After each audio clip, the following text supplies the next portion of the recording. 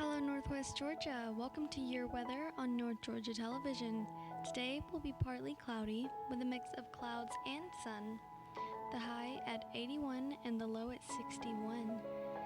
Slight chance of rain in the evening.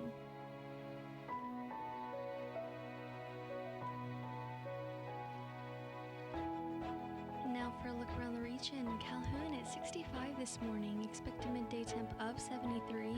Will be cloudy with showers at before noon and a high of 76. Chatsworth starting at 65 and sunny, becoming cloudy later in the day. 74 at midday and a high of 76.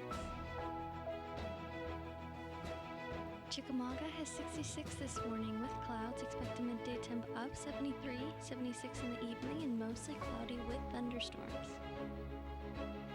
Kahara 64 this morning with clouds. 72 at noon, then 75 for the high, and cloudy in the evening. Dalton starting at 65 and cloudy. 77 at noon and overcast in the afternoon with midday showers and a high of around 76. Fairmount 66 this morning with afternoon clouds, 73 at noon with showers and a high of 73 and cloudy in the evening. Fort Oglethorpe at 66 this morning and cloudy, partly cloudy at noon and up to 73, 76 in the evening with possible thunderstorms. Lafayette had 66 this morning, partly cloudy skies during morning hours, becoming overcast in the afternoon, up to 74 midday and 76 this afternoon. Ringgold 65 this morning, cloudy, and 72 around noon and a high of 76. And now for your 7-day forecast. Wednesday, rain showers in the morning, becoming more in the afternoon with a high in the upper 70s. Thursday, mostly sunny with a few passing clouds during the afternoon and a high of 78. Friday, mix of clouds and sunshine early, then becoming cloudy later in the day. Winds are light and variable, and a high of 80. Saturday, partly cloudy skies, high around 86. Sunday, scattered showers and thunderstorms, high of 86. Chance of rain is at 40%. Next Monday, variable clouds with thunderstorms, high of 83, and chance of rain is at 40%. And Tuesday, mixed clouds and sunshine with scattered thunderstorms, a high of 83, chance of rain is at 50%. And that is your weather forecast. Whatever the weather, North Georgia Television hopes you have a blessed and beautiful day.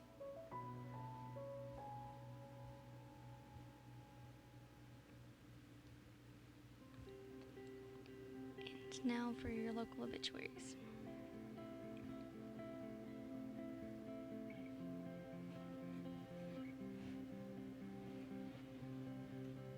Joseph Anthony Martinenza, age 79. Joseph Martinenza of Calhoun passed away on Tuesday, June 4th at Hamilton Medical Center in Dalton. A Mass will be held on Thursday, June 13th at 10 a.m. from the St. Clement's Catholic Church with Father Fraser Munoz officiating. Then they will receive friends on Thursday prior to the Mass from 8 a.m. until 9:30. Miss Sylvia Hammer Sib Ford, age 86. Sylvia Ford of Dalton passed away peacefully Saturday, June 8th. Services will be Wednesday, June 12th at 1 p.m. at St. Mark's Episcopal Church with Reverend Susan Butler officiating. Burial will be at the Whitfield Memorial Gardens. The family will receive friends immediately following the service in the parish hall from 2 to 3:30. Jerry Neil Oliver, age 83. Jerry Oliver of Fort Oglethorpe went home to be with the Lord Monday, June 10th at his residence. Funeral service will be held 11 a.m. Thursday in the Funeral Home Chapel with Reverend Todd Flanagan officiating. Interment will be at Lakewood Memory Garden South. The family will receive friends 4 to 8 p.m. Wednesday at Heritage Funeral Home. Herbert Ernest Kerr, Sr., age 77. Herbert Kerr, Sr. of Rossville, passed away Monday, June 10th. The family will receive friends from 5 p.m. until 8 p.m. on Wednesday, June 12th, and Thursday from 2 p.m. until the time of service. Funeral service will be held at 6 p.m. on Thursday, June 13th, in the Funeral Home Chapel with Pastor Barry Williams officiating. Carolyn Bell Hughes, age 6. Carolyn Hughes of LJ, formerly of Calhoun, died Saturday, June 8th. Services to honor the life of Carolyn Bell Hughes will be held Wednesday, June 12th at 2 p.m. from Crane Eater Community Church with Reverend Rain Scheidex officiating. She will lie in the state church from 1 p.m. Mr. Maurice DeMario Akoff, age 36. Maurice Akoff of Canton, Georgia, passed away Tuesday, June 4th. Funeral service will be on Saturday, June 15th, 2 p.m. on Mount Zion Baptist Church, Lafayette, Georgia, with Pastor Reuben M. Taylor and other ministers officiating. Family will receive friends at the church 1 hour before the service.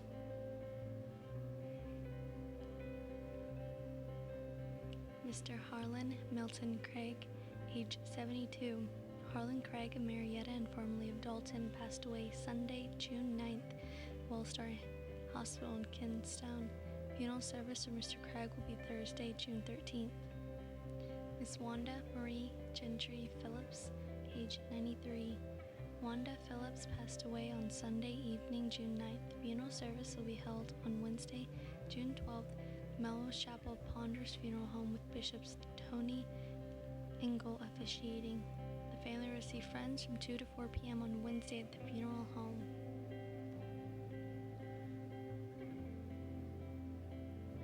Miss Tammy L. Allen, age 50. Tammy Allen of Dalton departed this life Sunday, June 9th at the local hospital. Service to celebrate a life of Miss Tammy Allen will be held Wednesday, June 12th at 2 p.m. in the Ponders Melrose Chapel with Reverend Wesley Noland officiating. Family will receive friends at the funeral home from 12 p.m. until 2 p.m. on Wednesday. Miss Bobby Jean Gwynn, age 79. Bobby Gwynn of Calhoun died peacefully on Sunday, June 9th at Floyd Medical Center. Funeral service for Miss Bobby Jean Gwynn will be held Wednesday, June 12th at 3 p.m. from the chapel of Max Brennan and Son Funeral Home, with Pastor Paul Witten and Eddie Brennan officiating. Interment will follow at Biddle Cemetery. And those are your local obituaries. Stay tuned for your local news.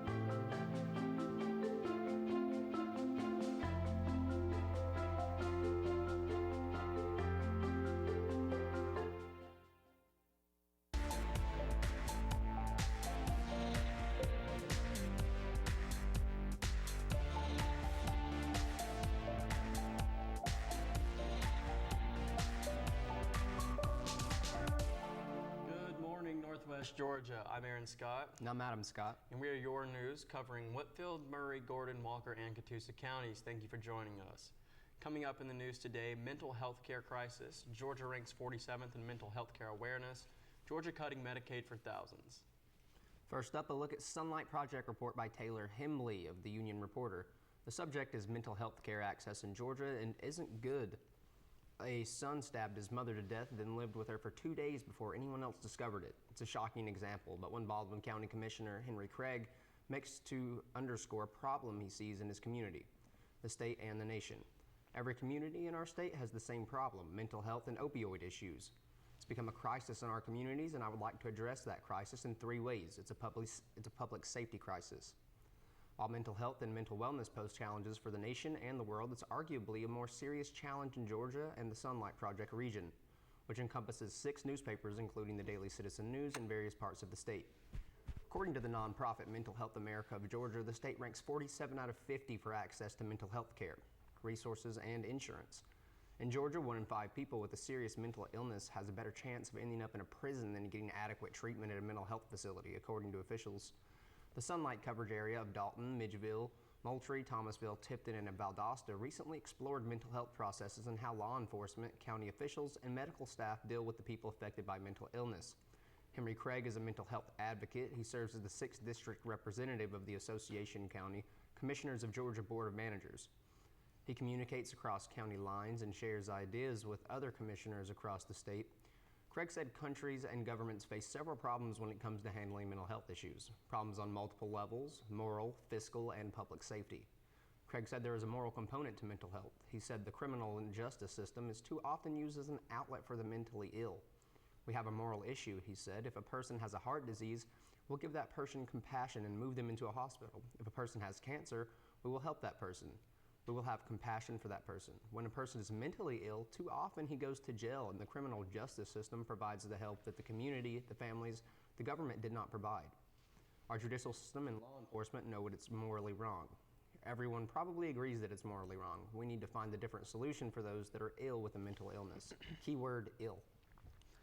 Craig addressed the fiscal issue of mental health for counties. He said in Baldwin County, a small county, we spend out of the general funds of the county $150,000 to $200,000 a year just on psychiatric drugs for those who are mentally ill. The cost of housing those persons who are mentally ill in the county is very expensive, and in Baldwin County alone, 60 to 65% of all of our prisoners in jail are mentally ill. We must do something different. The largest mental institution right now in the country is in Los Angeles County Jail. The second largest mental institution right now is the Dade County Jail in Miami, and in Baldwin County, the largest mental institution in the county jail. Baldwin County is not alone, Craig said. The jails have become the primary provider for those that are mentally ill in the state of Georgia. In Thomasville, the Thomas County Sheriff's Office spends hundreds of man-hours transporting mentally ill people to out-of-town mental health facilities. To date this year, the Sheriff's Office has transported 267 people, driving 8,515 miles, requiring more than 53 hours. Last year, transports totaled 986, with 83,884 miles driven in more than just 849 hours. 10% of our jail's population is diagnosed with mental patients, said Captain Stephen Jones. Thomas County Sheriff Officer and Public Information Officer. Some mentally ill inmates must be taken to mental health appointments. Some are on medication. Then you have to ensure that they take their medication. Jones said, adding that one nurse looks after the entire jail population and sees that the inmates take their medication. If an inmate's attorney says his client is incompetent to stand trial, the individual must be taken to a mental health care facility for evaluation that can take 10 days to 6 months. Southwestern State Hospital, a former Thomasville State Mental Hospital, closed in 2012 and 2013. The Thomas County Jail immediately saw a dramatic increase in mentally ill inmates. Jones said when a mentally ill person commits a crime, he or she is expected to go through the criminal justice system like anyone else. He said it doesn't work out well. Whitfield County Sheriff's Officer Captain Wesley Lynch said the jail does not track how many inmates are diagnosed with mental health issues. One of the problems with this is defining what counts as a mental health issue, Lynch said. Mental health issues can range from personality disorders, such as a substance abuse disorder or antisocial personality disorder, to serious psychosis, such as schizophrenia. While it is also impossible to tell how many of the 7,000 plus arrests that we receive every year are persons with any type of mental disorder, it does seem to be a trend here, and across the state, that we are receiving increasing numbers of inmates with serious mental disorders. Lynch said jail personnel are trained to report any potential issues to medical staff. We provide medication for serious medical needs to all inmates in this facility, Lynch said. This includes medication for inmates with mental disorders. This is done regardless of an inmate's ability to pay. We do not have specific information on the number of costs for our only mental health issues. We verify mental health records in the same manner as other illnesses. That is, we contact prior treatment locations and physicians and confirm this data with pharmacies. Lynch said jail staff also makes the courts and the district attorney's office aware of any inmates with special needs. We have dealt with inmates with serious mental health issues, such as manic depression, bipolar disorder, and various types of disorders in the schizophrenia spectrum. While these are not the most common, they are serious and use up a great deal of our resources and are difficult to treat. State resources such as mental hospitals are not available as they have been in the past, and the process of treatment and release seems to be creating a system where critical issues are resolved short term, and the patient is released as soon as they can care for themselves. Long term, this creates a process where many individuals who have difficulty functioning on their own and seem to reoffend only to be housed in the correctional systems instead of the mental health systems. But Lynch said millions of Americans suffer from mental illnesses. Although that does not mean that they should be considered violent or dangerous. It might be better said that some mentally ill individuals engage in criminal behaviors while many who are mentally ill do not. The same could be said of public at large. In Moultrie, for 2018 alone, Sheriff's Deputies provides 368 mental transports, an average of more than one day, which led to 357 admissions to inpatient facilities. 37 of the admissions were by court order, 320 were by physician certification, and all Colquitt County deputies drove 28,246 miles and logged 678.78 hours carrying patients as far as the other side of Atlanta. Most transports involve only one deputy. Sheriff Captain Julius Cox said, but if a male deputy is the only one available to drive a female patient, he must be accompanied by a female non-certified officer, such as a jailer. So far this year, the Colquitt County Sheriff's Office has provided approximately 200 mental transports. Jail across the state are clearly dealing with mental health issues day in and day out. However, in many counties, treatment centers are available. For example, in Loudon County, some mental health services are provided by Legacy Behavioral Health Service, which covers 10 of the surrounding counties. Legacy is governed by a Community Service Board, CSB, appointed by the county commissioners of each of the 10 counties in the coverage area. There are a total of 25 CBSs in the state. The board then hires a chief executive officer to manage the CSB, which is funded by the state and other entities inside the county. Pamela Cartwright, chief executive officer of Legacy, said a CSB is a part of Georgia's public system of care for behavioral health. She said it acts as the state's safety net for individuals suffering from behavioral issues. The net is there to catch you if anyone is suffering from a mental health related issue with limited to no resources.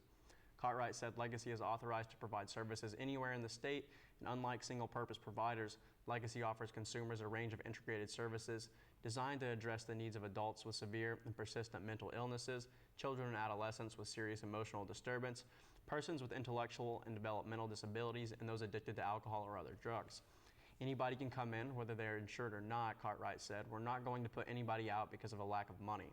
She said Legacy sees about 7,800 people a year. Craig, the Baldwin County Commissioner, said everyone claims to know someone is mentally ill, but too few people do anything about it, or even know what to do about it.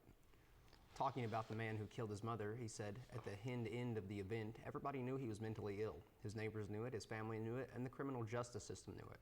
There was nothing we could do about it. Another story in my community, and these stories are the same in every community. It just has to be a different variation to it. A grandmother and her grandchildren were walking out of the convenience store, and a man stood up behind the ice machine at the entrance and killed the woman by shooting her in the back of the head. Everyone knew he was mentally ill. There are stories like this all throughout our state, our countries, all throughout the country. That's crazy. I mean, this really is a problem, too. I mean, it really is. These guys, these patients, especially the inmates specifically, these guys are not getting the help they need, I don't think. And it's not even that. It's especially even when these kids with any mental disability, they get out of high school here, what's next? There's no one to guide them. We know this firsthand, one of our great friends. Yeah, one of our great friends has this issue right now. It's like you have to figure out what to do next. And most people, or not even most, some people, especially with these kinds of needs, get lost because they have no guidance. I mean, even when it comes down to being someone without a mental disability, getting into college, going through the process, it's not easy, especially if you've never interacted in anything like that before. That's a fact, and for these guys, it's much more difficult. Another issue just so happens to be all the opioids that these guys are getting doused up with. Yeah, it doesn't help to dead someone's brain out even more. It doesn't. There's a bunch of things coming out recently that will help with that. Yeah. And now Georgia is terminating Medicaid assistance for about 17,000 poor, elderly, or disabled Georgians after state officials say they failed to respond to renewal notices. But some patients tell the Atlanta Journal-Constitution that they never received renewal notices. Their lawyers point to the computer accounts they say show that no such notices were ever sent. Lawyers with the nonprofit Georgia Legal Service are working for some of the affected patients. They've written to the State Department of Community Health in an effort to get the move reserved. In Whitfield County, Dr. Andrew C. Bland has been appointed Vice President and Chief Medical Officer of Hamilton Healthcare System.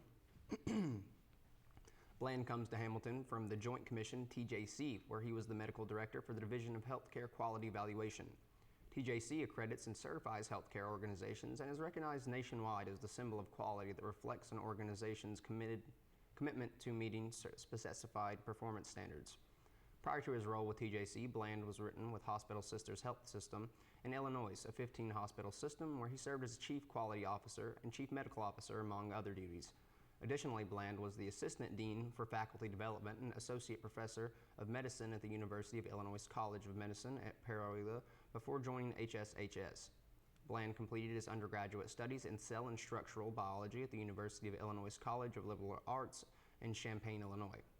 He then graduated with honors, was a James Scholar while obtaining his medical degree from the University of Illinois College of Medicine in Illinois. Bland completed combined residencies in international medicine and pediatrics at St. Francis Medical Center in Peoria, followed by a fellowship in new therapy at the University of Iowa Hospitals and Clinics. He is board certified in internal medicine. In addition to his extensive medical and clinical background, Bland holds a Master of Business Administration from the University of Massachusetts at Amherst, as well as a Master of Predictive Analytics from Northwestern University in Chicago. Dr. Bland joins Hamilton's longstanding commitment and dedication to providing the highest quality health care for the communities we serve. Chief Executive Officer and President of Hamilton Healthcare System, we are pleased to have Andy join our leadership as we continue to grow and expand our services. The unique skill set which he brings to the team, including United Births and extensive background in the clinical practice, quality, and healthcare business management, will be a significant asset to furthering the objectives of our quality, safety, and strategic development initiatives. Bland and his wife, Angela, say they are excited to be relocating to the area and are looking forward to becoming an active part of this community. That's great. We need somebody like that here. No, we do. It's good news. Now for other upcoming area events and bulletins, Walker and Catoosa counties are holding their annual Battle of the Badges drive to benefit blood assurance. You can participate in the drive by giving at the Fort Oglethorpe Blood Assurance Office from today through June 14th. A Battle of the Badges t-shirt will be given to all donors who participate. And then we have all are invited to an inaugural Shakespeare in Burr Park in historic downtown Dalton. The Conasauga Shakespeare Coalition and the Creative Arts Guild have teamed up to offer Henry V on Thursday at 8 p.m., Saturday at 8 p.m., and again next Thursday and Saturday at 8 p.m. Supported by lifelong theater advocate and lover G.M. Burr, directed by Lane Davis, and featuring several professional actors as well as many familiar local faces. The event is free and open to the public. Bring your blankets, chairs, and picnic dinners. Beer and wine will be available for purchase on site. For more information, visit the Creative Arts Guild website or call 706-278-0168. Then with Father's Day coming up this weekend, Dalton Ghost Tours is offering free tours to all fathers on Friday, June 14th and Saturday, June 15th. That's right, all dad admitted it's free on Father's Day weekend. Embark on a 90-minute exploration of Dalton's legendary past and haunted present with Connie Hall Scott, the author of Haunted Dalton, Georgia. The Ghost Walk begins and ends at the wooden deck across from the Wing Theater on West Crawford Street at 7 p.m. Tickets for all non-dads is $15 to $10 for children under 12. For more information, visit Dalton Ghost Tours on Facebook or call 706-809-0518. That sounds like it's going to be a good one. Seems like we have a lot of interesting things going on in the community, actually, we especially today. Definitely do. It's crazy. We would like to thank you guys for tuning in today. My name is Adam Scott. And I'm Aaron Scott. And remember, guys, Stay classy.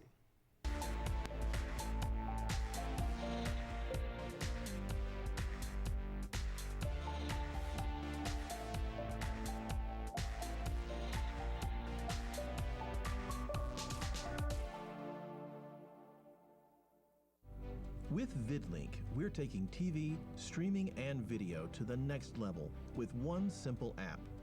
Having all the channels in HD is a huge plus. The quality of the picture on each channel is untouched by anything on the market right now. I would highly recommend VidLink to all my friends. One thing I love about VidLink is the restart feature. If I turn on the TV and it's 10 minutes into a show, I just hit that restart button and I get to watch the whole thing. Contact us today to learn how you can get linked.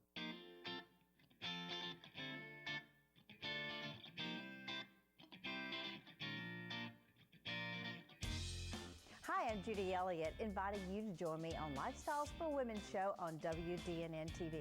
This year brings exciting new topics that women like to discuss or just know more about. Subjects like ways to look and feel your very best, travel, family, health, and sometimes just fun girl talk. It's always exciting, and we invite your suggestions. Just message me on Facebook at Lifestyles for Women, or for more information or to watch us online, visit WDNNTV.com, Lifestyles for Women.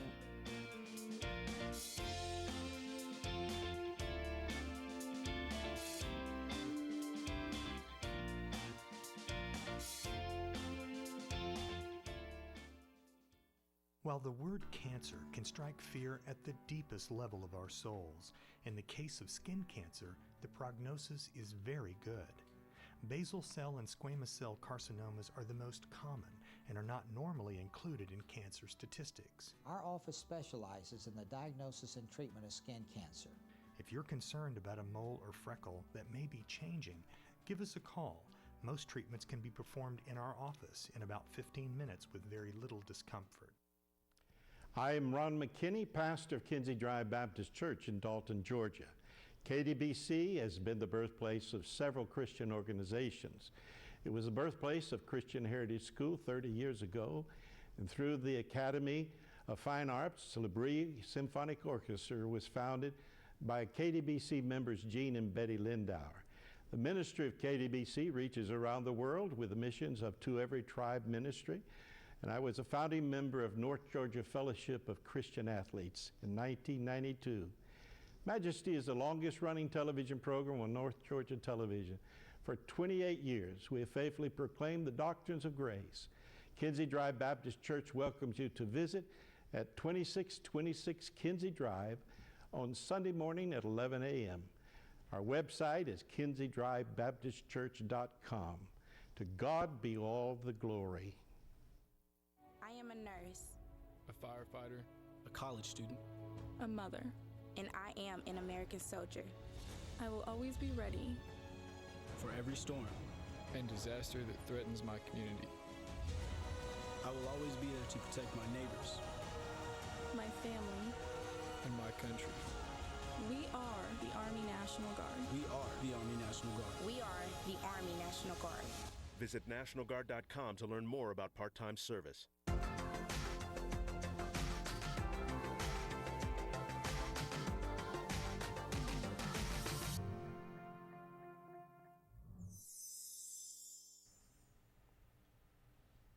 Welcome. This is Araceli and Veronica, and we are your local news covering Whitfield, Murray, Catoosa, Gordon, and Walker counties. And we are going to present you a 30-minute program for your Hispanic community.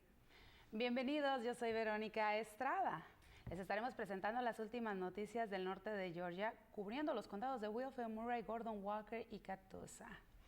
Algo de lo que les presentaremos hoy: el Servicio de Inmigración arresta a 140 personas, retira del mercado producto congelado la tienda Kroger, osos en patios de hogares y al lado de carreteras. Joven de Chattanooga dedica sus vacaciones de verano para noble causa. Hombre de Dalton acusado de matar a 2 mujeres tras las rejas después de haber disparado una arma y acosado a exnovia.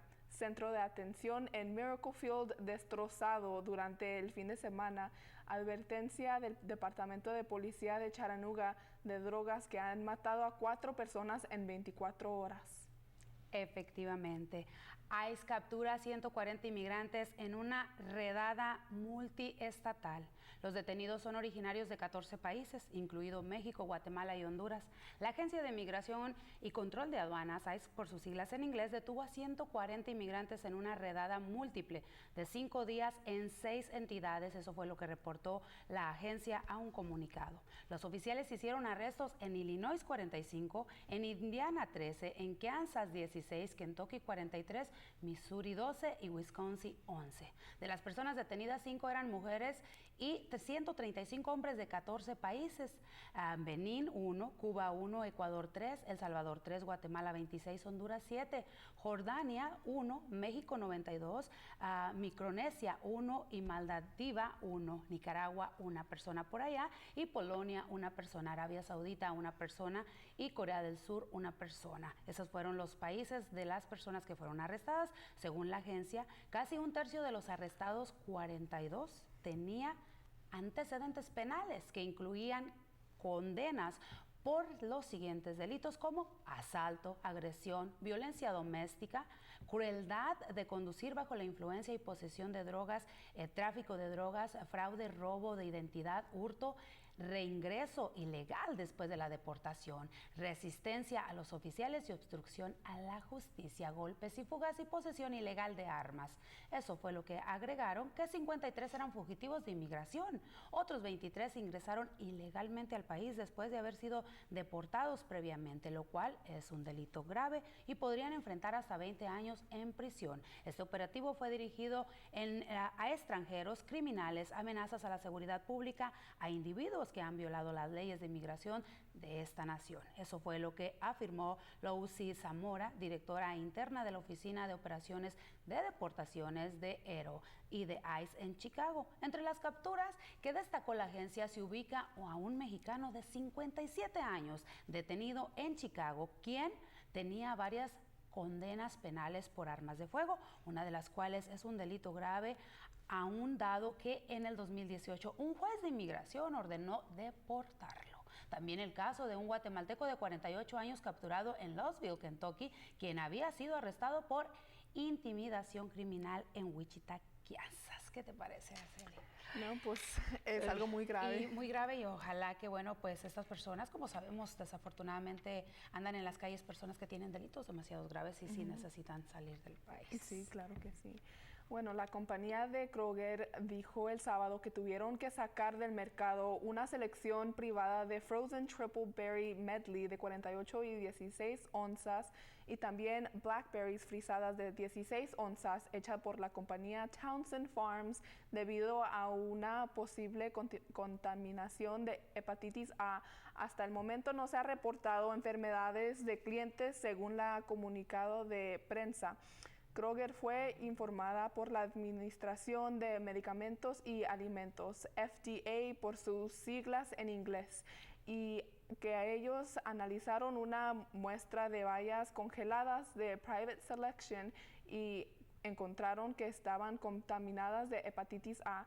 Es importante que revise su refrigerador y deshacerse de los siguientes códigos de que le daremos a continuación: Triple Berry Medley 48 onzas 00011110792C con fecha de caducidad de julio 7 del 2020 y de 16 onzas con el número 0001111087808 con fecha de caducidad de junio 19 del 2020 y la de selección privada de blackberries congelada con número 0001111087809 de 16 onzas y vence julio 17 del 2020. Kroger eliminará todos los productos potencialmente afectados inicio en sistema de notificación de alerta de que las personas pudieron haber comprado un producto contaminado y pidieron que revisen sus productos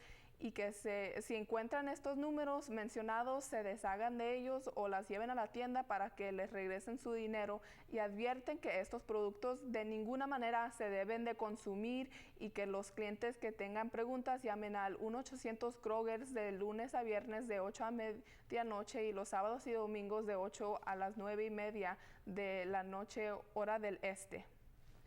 Bueno, pues así es que a chequear su refrigerador porque puede que usted tenga un producto que puede hacerle daño para su salud. Recuerde pues que esto es muy importante y también, bueno, pues ahí en las páginas les estaremos poniendo estos números. Y bueno, oiga, un hombre de Dalton, Georgia, acusado de asesinar a 2 mujeres en la casa que compartió con ellas en el norte del condado de Willville y está programado para ser juzgado en septiembre, el lunes, en la sala de juez Scott Minter.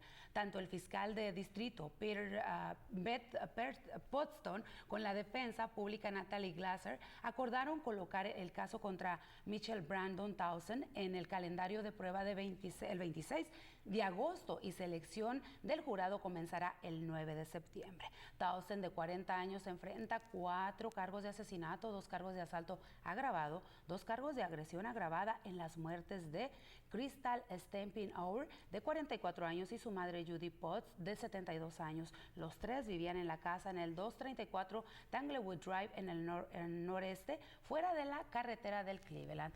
Townsend estaba programado para estar en la corte el lunes por una comparecencia, pero Glasser presentó una renuncia a la acusación que Townsend firmó y se declaró inocente. Boston también dijo que, dado que un gran jurado recientemente había vuelto a acusarlo del mismo caso, el Estado procesaría la acusación, que tenía cargos adicionales. Townsend había sido originalmente acusado de 2 cargos de asesinato sin cargos adicionales. Boston dijo que el Estado está listo para el calendario que prueba de julio. Glasser dijo también la defensa no estaría lista para el juicio en ese momento. Además, Minter tuvo un conflicto de programación por la que el juicio se retrasó hasta septiembre. El nuevo calendario para este caso se produce después de que Boston dijo el mes pasado que los fiscales y la defensa no habían logrado llegar a un acuerdo en este caso. Townsend llamó el 911 el 10 de enero y le dijo a una operadora: acabo de perder la cabeza. Le dijo a la operadora que había estrangulado a ambas mujeres. Según la última acusación, Townsend causó la muerte de Spring-Over y Potts, estrangulándolas, golpeándolas y pisándolas repetidamente en la cara y la parte superior del torso. En las acusaciones del asalto, Townsend es acusado de usar su mano y presión a su garganta en ambas mujeres. Townsend causó daños corporales al desfigurar gravemente el cuerpo cuando le dio un puñetazo en la cara y parte superior del torso y le cortó la garganta. Imagínense nada más. Bueno, pues causó lesiones corporales y las desfiguró también sus cuerpos cuando él pues la golpeó en lo que viene siendo la cara. Así es que, bueno, pues esto fue un caso muy, muy grave y pues una muerte muy triste para estas mujeres, que incluso la Oficina de Violencia Doméstica estuvo haciendo un gran caso de esto. Ahora esperemos para ver qué es lo que lo van a castigar. Una joven de tan solo 18 años, Kendall Lowe, en vez de divertirse en su año escolar senior de la high school, prefirió mejor hacer cobijitas para los niños enfermos. La joven le contó a Lori Mitchell de WRCB-TV que ella estaba muy emocionada al hacer esto porque ella de verdad quiere hacer una pequeña diferencia en la vida de alguien en el hospital. La joven cuenta con un corazón muy grande y ha pasado 2 veranos con voluntaria en Erlanger Medical Center. Gracias a eso, ella ha tenido la oportunidad de ver una nueva vida que nace y ver cómo las madres de los recién nacidos disfruten de ese momento sin importar si es su primero, segundo o tercer hijo. Ella es parte de un proyecto de clase que tienen en la escuela Uruguay High School, a la que ella asiste, que es ser voluntaria de Volunteens, que es el nombre del proyecto. Lowe disfruta hacer estas cobijitas de colores para los recién nacidos. Ella dona 2 bolsas llenas de cobijitas para los niños del hospital. ¡Wow! ¡Qué corazón tan grande! Imagínate nada más olvidarte de tu verano, de tus vacaciones de verano, donde quieres andar con los amigos y de repente pues te llega esas ganas de ayudar a la demás gente.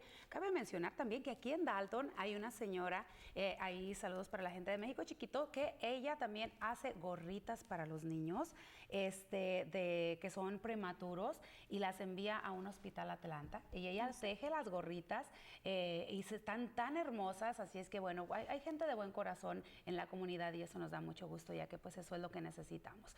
En otras noticias, hombre de Georgia acusado de acosar a su exnovia, dispararle a 2 personas en un auto. Eso fue lo que reportó Zachary Hansen de Atlanta Journal-Constitution. Un hombre de Georgia fue arrestado el lunes por varias órdenes de infracciones por 2 incidentes del año pasado. Yailin Chism, de 22 años, de Villarrica, está acusado de disparar contra 2 personas en un automóvil en mayo y de acosar y agredir a su exnovia en diciembre. Eso fue lo que dijo la policía de Villarrica en una publicación en Facebook. El 28 de mayo del 2018 disparó una pistola al coche ocupado en Russell Street antes de huir, dijo la policía.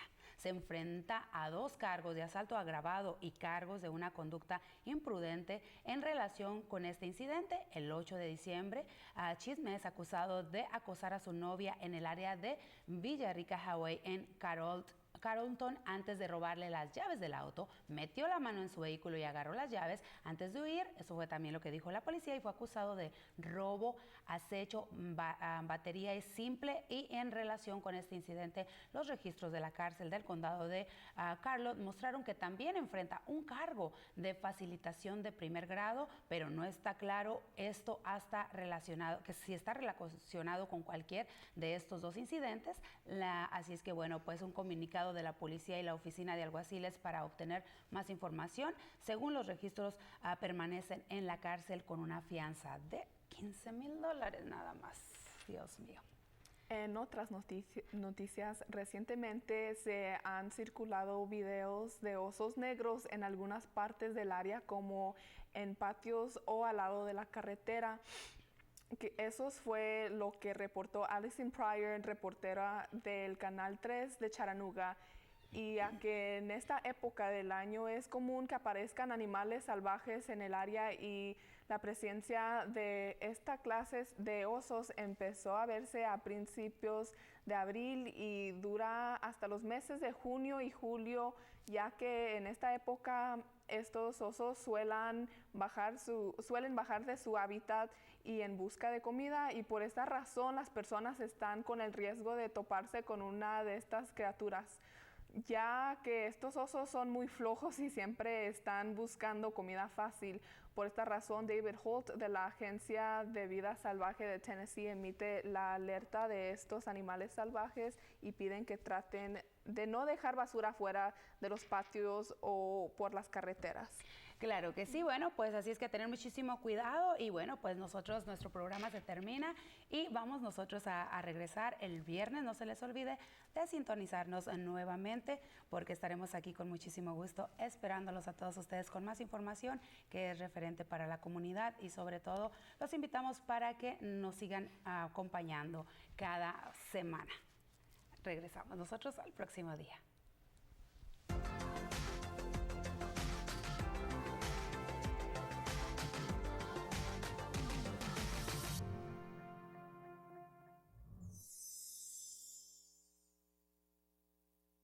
First Bank of Calhoun and First Bank of Dalton are proud to serve our communities, providing the products you need plus the personal service you expect from your hometown bank. We offer the latest technology, like customized instant-issue debit cards, InstaPay, and more. And with our experienced First Elite bankers, switching to First Bank has never been easier. Stop by and see what sets us apart. First Bank of Calhoun and First Bank of Dalton, your bank for life. Member FDIC. Precision Chemical and Paper Supply is locally owned and operated by Damon Duckett, serving our community for 40-plus years. We can supply all your away-from-home needs. Business-to-business products include janitorial, food and beverage, facilities and ground, office products, and packaging. Located at 101 Bryant Avenue in Dalton. Give Precision Chemical and Paper Supply a call today at 706-226-8795 or visit them on their website at precisionchemicalandpaper.com.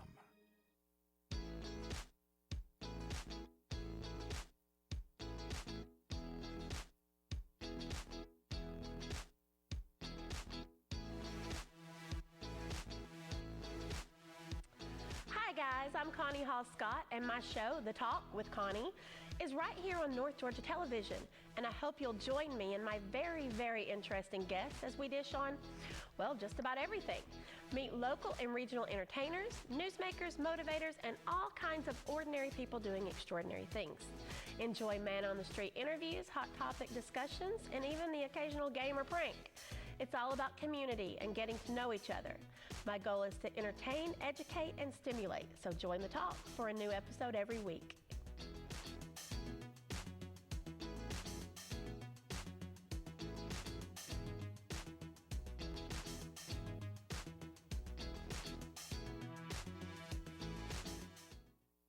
Power has lots of tools and resources to help you prepare for a storm. To have information sent directly to your phone, log into your account and sign up for outage alerts. Signing up is easy, just follow the directions. You can also sign up by texting REG to 42797, then hit send. You'll need your Georgia Power account number to continue. Visit georgiapower.com/storm for lots of videos, checklists, and helpful tools and resources to help you get prepared. Georgia is now a hands-free state. That means you can't have a phone in your hand or supported by your body if you want to talk on your phone while driving. Even with hands-free, text messages, emails, and social media are still against the law. Parking your phone while your car is in drive could save lives, maybe even yours. For more information, go to headsupgeorgia.com. From your first savings account to your first car, from your first home to your first business. At First Bank of Dalton, we're committed to helping you make the most out of life's firsts. We know the importance of working with a community bank where decisions are made right in our office. And with mobile and online banking, you can bank at your convenience and never have to miss a first. First Bank of Dalton, your bank for life.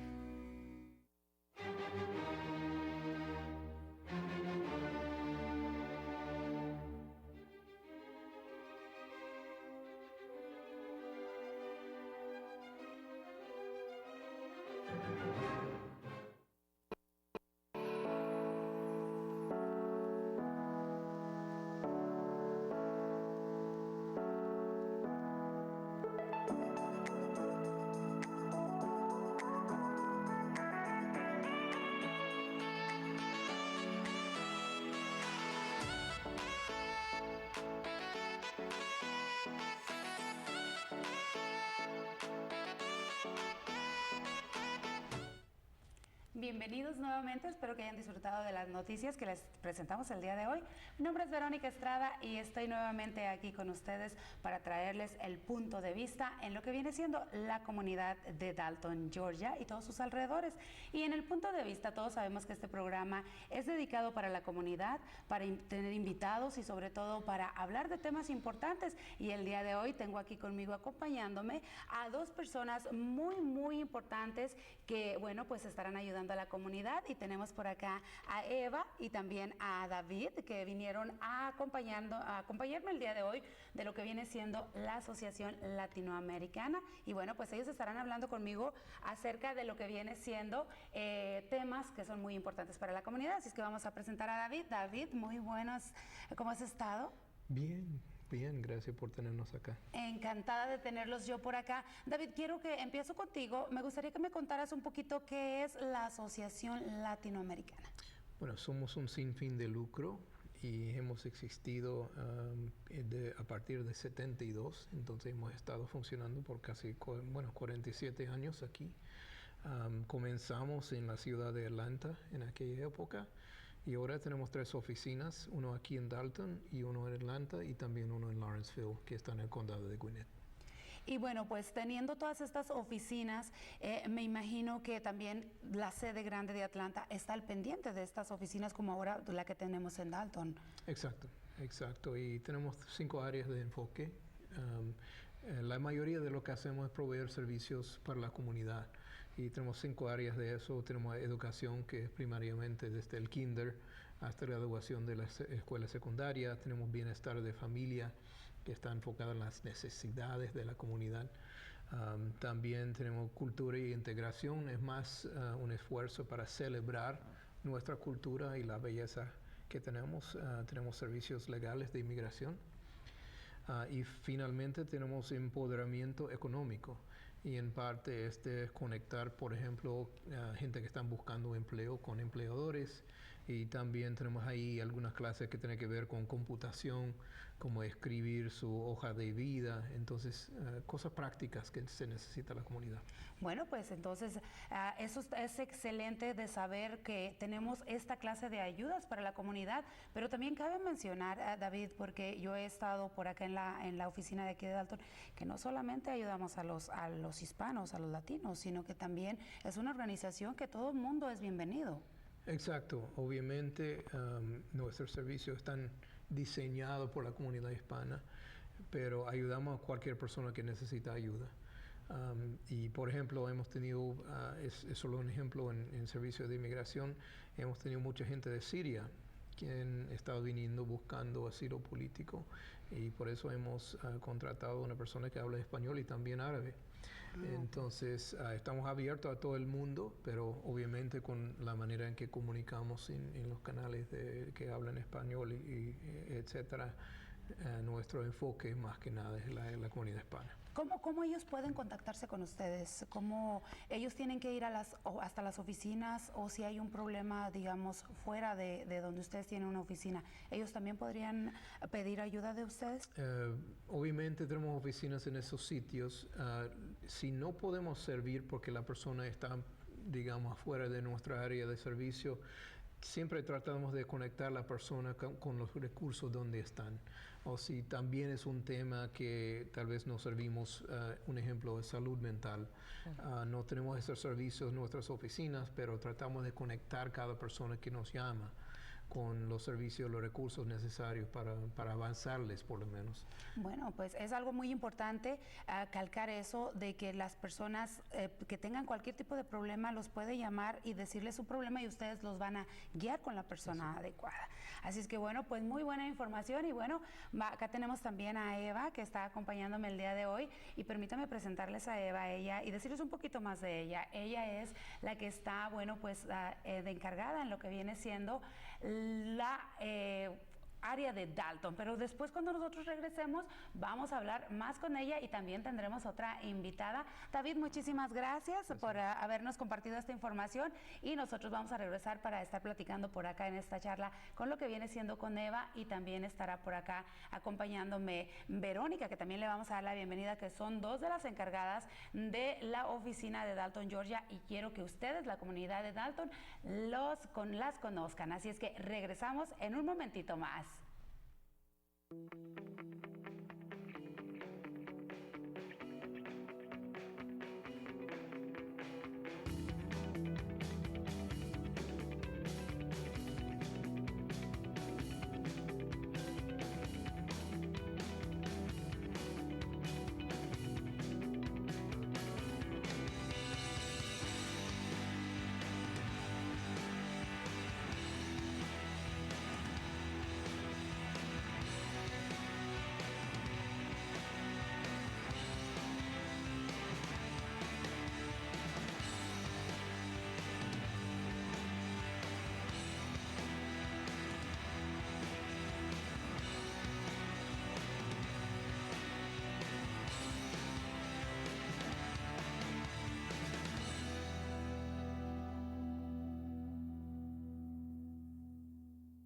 I am a nurse, a firefighter, a college student, a mother, and I am an American soldier.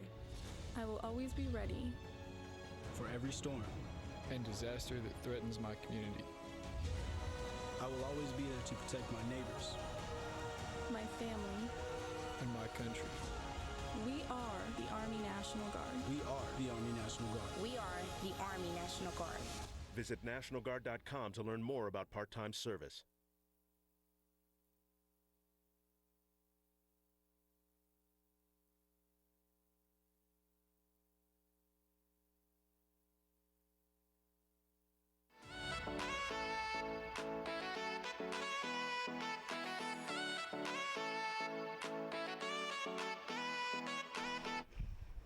Ahora sí, ya estamos de regreso nuevamente, y bueno, como les había dicho, tenemos aquí a Verónica conmigo, y bueno, David, muchísimas gracias, ya se fue, pero ahora les toca a dos de las personas que están a cargo de la oficina de Dalton, que es mi tocaya y Eva. Y bueno, pues Eva, ahora sí te toca a ti, corazón. Vamos a platicar un poquito acerca de lo que viene siendo la organización. Ya sabemos qué es lo que ustedes hacen. Ahora queremos saber qué es lo que la organización le ofrece a la comunidad de Dalton. Sabemos que hay muchísima necesidad aquí en Dalton. Y bueno, primero que nada, ¿cómo nace esa idea de que Dalton necesita una oficina? Por puros números, sabemos que el porcentaje de hispanos, de latinos en la comunidad de Dalton, Whitfield County, especialmente en la ciudad de Dalton, ya está casi o un poquito más de 50%. Que nos indica a nosotros que pues aquí hay una grande población de latinos, de hispanos, y sabemos que pues hay una gran necesidad de nuestra presencia, de la oficina y los servicios que estamos proveyendo ahorita y los servicios que vienen en el futuro igual.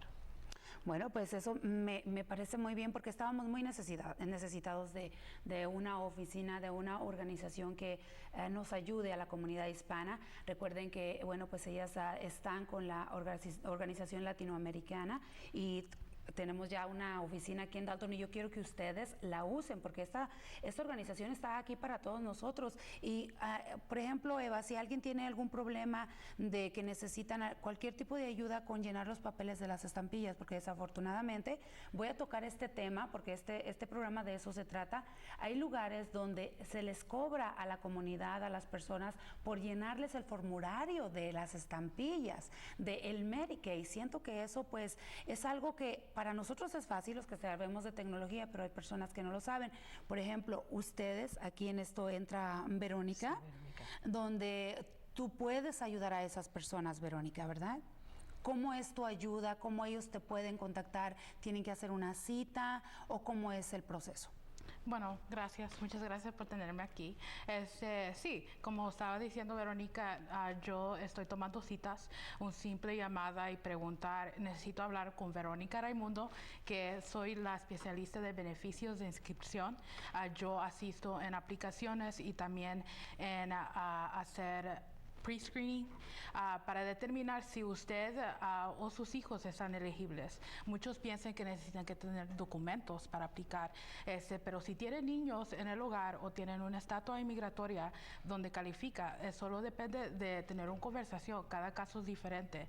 Muchos les gusta compararse entre sí, pero cada caso es diferente y por eso les animo que vienen a la oficina o me llaman, hacemos una cita, comenzamos una conversación y ver qué es, en su caso, qué es los documentos adecuados y meter un nuevo solicitud.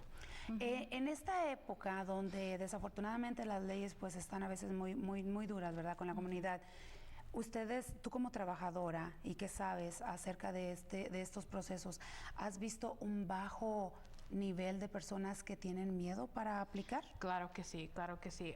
Muchas de mis conversaciones, porque también no solamente asisto con las estampillas, también con el Medicaid, y veo muchas familias que califican para las estampillas, pero solo vienen para lo que es el Medicaid.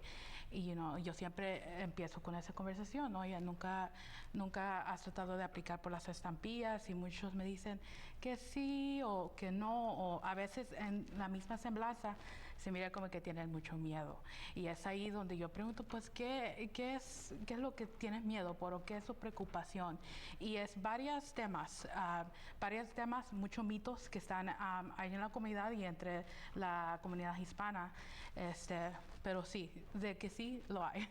Bueno, pues esperemos que ahora que ya estén ustedes aquí, ayudemos más a la comunidad y que la comunidad también, sobre todo, nos apoye para que use los servicios. Los invitamos para que usen los servicios porque esto es para todos nosotros. Y bueno, Eva, hablando también de eso, más adelante la organización estará tomando también algunas publicidad, haciendo muchísima publicidad para invitar a la gente que se informe acerca de estos programas, ¿verdad? Sí, ya tenemos varias relaciones en la comunidad con diferentes agencias y negocios que nos están apoyando a nosotros y nosotros a ellos, en donde vamos a tener actividades donde el pueblo se puede informar sobre los servicios que tenemos, no solamente la Asociación Latinoamericana, pero aquellos que están apoyando a la asociación igual en la comunidad.